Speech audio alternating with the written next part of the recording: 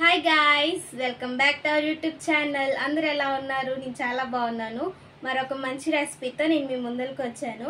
ఇవాళ మా ఇంట్లో రవ్వ బర్ఫీ తయారు చేయబోతున్నాను. దానికి కావాల్సిన ఇంగ్రీడియంట్స్ ఏంటో చూసేద్దాం. ఈ వీడియో లాస్ట్ వరకు స్కిప్ చేయకుండా చూడండి, అప్పుడు మీకు వీడియో క్లారిటీగా అర్థమవుతుంది.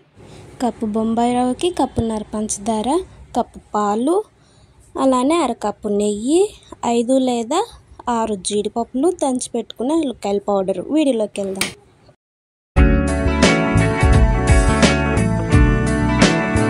స్టవ్ వెలిగించుకొని ఒక కళాయి పెట్టుకోవాలి.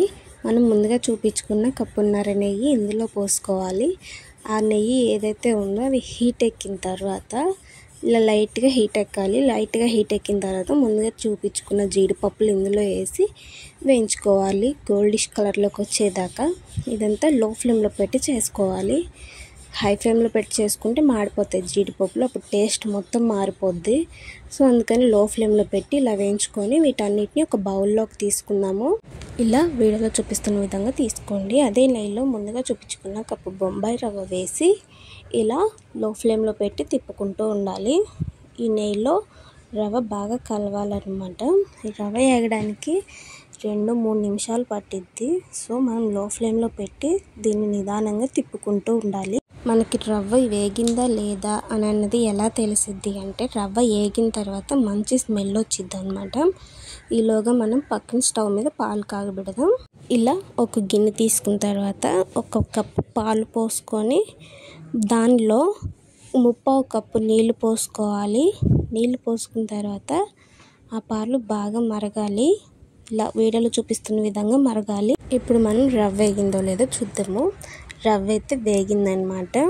ఇలా వేయించుకున్న తర్వాత మనం ఇప్పుడు కాగబెట్టుకొని ఉంచుకున్న పాలు ఉన్నాయి కదా, వాటిని దీంట్లో పోసుకుంటూ నిదానంగా తిప్పుకోవాలి, ఉండలు లేకుండా.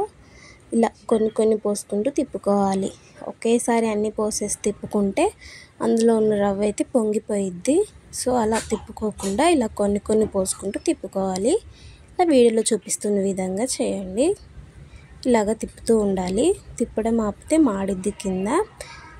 ఇలా తిప్పిన తర్వాత కప్పు పంచదార వేసుకోవాలి. దీంట్లో ఇలా పంచదార వేసుకొని మొత్తం కలుపుకోవాలన్నమాట. ఆ పంచదార కలిసే కొద్దీ ఆ రవ్వ లూజ్ అయింది. సో ఆ రవ్వ లూజ్ అయిన తర్వాత అది మొత్తం బిగుసుకునేలాగా తిప్పుతూ ఉండాలి. లో ఫ్లేమ్లో పెట్టి తిప్పండి. ఇప్పుడు మనం దంచి పెట్టుకున్న యాలక్కాయల పౌడర్ ఉంది కదా, అది వేసుకుందాము. యాక్చువల్లీ ఆ వీడియో తీసాము, ఆ వీడియో పోయిందనమాట, అందుకని నేను పెట్టలేకపోయాను. సో ఇలా తిప్పుతూ ఉండాలి. ఇదైతే ఉండలాగా అయ్యింది. ఇప్పుడు మనం ఒక గిన్నెకి నూనె రాసుకున్నాం కదా, దాంట్లో ఇదంతా వేసేసుకోవాలి. మనం ముందుగా వేయించి పెట్టుకున్న జీడిపప్పులు ఉన్నాయి కదా, వాటిని ఇలా కట్ చేసుకోవాలి చిన్న ముక్కలుగా. ఇలాగా కట్ చేసుకొని పెట్టుకుందాము. వీడియోలో చూపిస్తున్న విధంగా కట్ చేయండి. ఇప్పుడు మనం ముందుగా నూనె రాసి పెట్టుకున్న గిన్నె ఉంది కదా, దాంట్లో ఈ రవ్వ బర్ఫీ అనేది అయితే వేసేసుకోవాలి. ఇది చల్లారిన తర్వాత ఇలా ఒక ప్లేట్లోకి వేసుకుంటే అయిపోయింది. మన రవ్వ బర్ఫీ అయితే తయారైపోయింది. ఇప్పుడు కట్ చేసి టేస్ట్ చేద్దాం.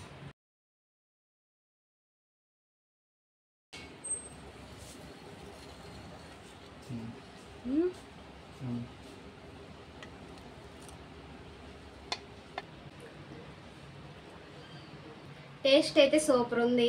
ఇలాంటి మరిన్ని వీడియోస్ కోసం నా ఛానల్ని సబ్స్క్రైబ్ చేసుకోండి.